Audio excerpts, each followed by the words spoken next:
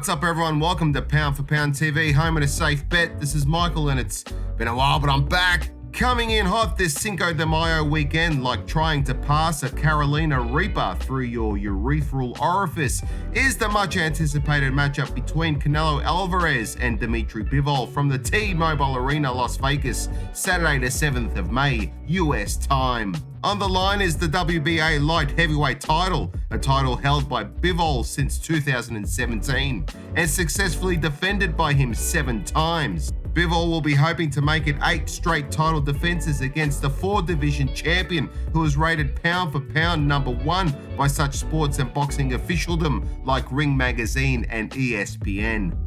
Saul Canelo Alvarez is just one among a short list of multi-division champions when you consider the number and volume of past and present, active and inactive professional boxers that have entered the squared circle to test themselves against other opponents seeking glory and fortune in one of the world's toughest professions. A shorter list still, at least since the 4-belt era commenced in 2004, is the number of undisputed world champions across all weight divisions, which include such champions like Alexander Usyk, Bernard Hopkins, Jermaine Taylor, Terence Crawford, Josh Taylor, and of course, Canelo Alvarez. But no boxer in the modern era has dominated and transitioned through divisions with the stamp of authority and presence quite in the same way that Alvarez has managed to do. Despite the controversies, the only blemishes on his 57 wins with 39 by KO is the solitary loss to a pound-for-pound legend in Floyd Money Mayweather and 2 draws, one to another pound-for-pound great Gennady Triple G Golovkin, and the other draw to some Mexican guy in Tijuana way back in the day when Canelo was probably just 10 years old. I'm just kidding! Okay. The fact of the matter is that Canelo has developed and learned along the way and has developed as a well-rounded boxer with better movement and increased power. His conditioning too has improved, as has his ability to better manage work rate and output. This is why he seemingly has a deep reserve of energy and can push the pace late in the rounds when his opponent starts to gas out. All this despite bulking up in weight for the heavier divisions. Improved techniques, better nutrition when staying away from tainted Mexican beef, of course, and a honed training schedule developed over time with the help of great support and a knowledgeable team around him, like 2021 Trainer of the Year, Eddie Reynoso. It's not hard to understand why Canelo is considered the number 1 pound for pound on so many people's lists. Canelo continues to challenge himself and against Bivol faces a technically talented and powerful fighter who, unlike Sergey Kovalev, the last time Alvarez came up to 175 pounds, Bivol is still in his prime and can offer more in terms of versatility. Also, don't forget, before the stoppage, the Alvarez and Kovalev fight was close on the scorecards, uncomfortably close if you're a Canelo fan. Dmitry Bivol comes into this fight with his usual quiet, respectful and confident demeanor, and with good reason. He, like Alvarez, is talented, versatile and technically very competent. He is patient and mature in the ring and doesn't waste a shot, but instead is methodical about when he times his punches and where he lands them.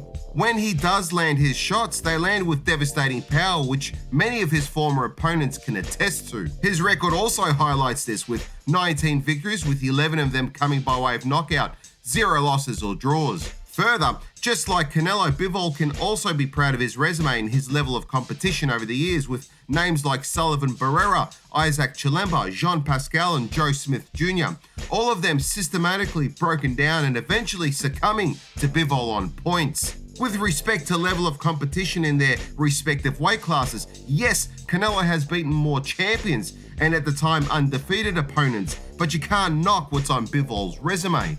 The factor I am interested in when these two meet on May 7th is how will Bivol look the longer the fight goes on. As stated, Bivol is efficient with the punches that he throws, and he makes the ones he lands count. However, even then, towards the champion rounds, he doesn't shift pace as much as he maintains a patient, steady course. In his fight with Brit Craig Richards, for example, we saw Richards, a 10-1 underdog and domestic level fighter, have his best successes in the later rounds. Part of the problem is that Bivol is almost too patient, And against a more competent fighter, someone like Alvarez, the rounds can get away from you if your opponent is stealing the rounds by clocking up points, and suddenly you find yourself having to rely on your knockout power. Bivol is good at taking the momentum away from an opponent if they're having success by putting together his own flurry of combinations, which impresses judges and shuts down the rival's attack. But Alvarez can turn up the pace and pressure and sustain it, especially in the later rounds, so Bivol will be forced to fight at a pace he's not necessarily comfortable with.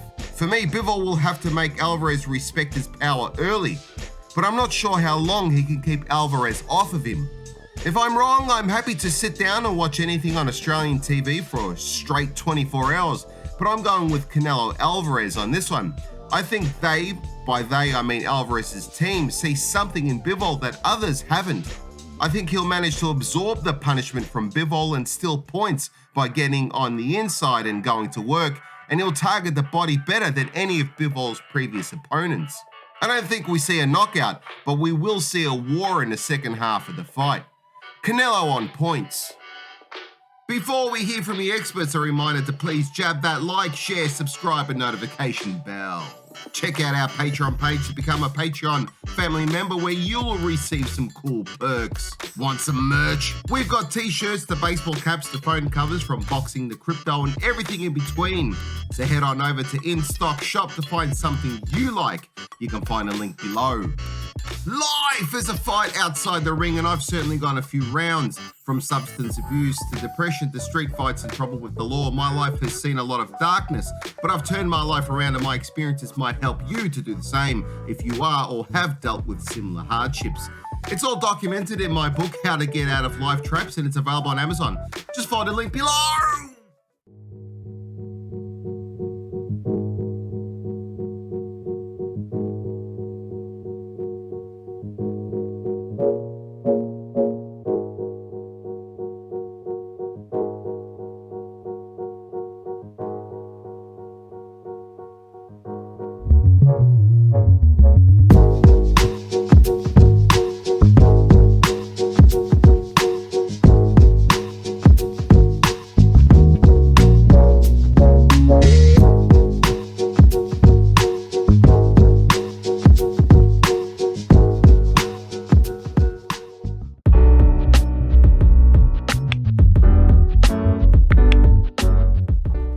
Looking for an opportunity to make money?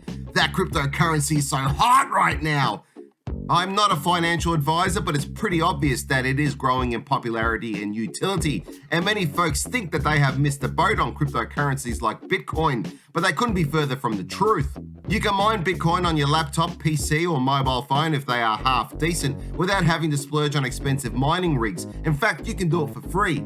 This is not a paid sponsor, simply a great opportunity and something that I'm doing. And Stormgain can help you generate income using credit earned by mining online. Click the link below and start earning crypto today.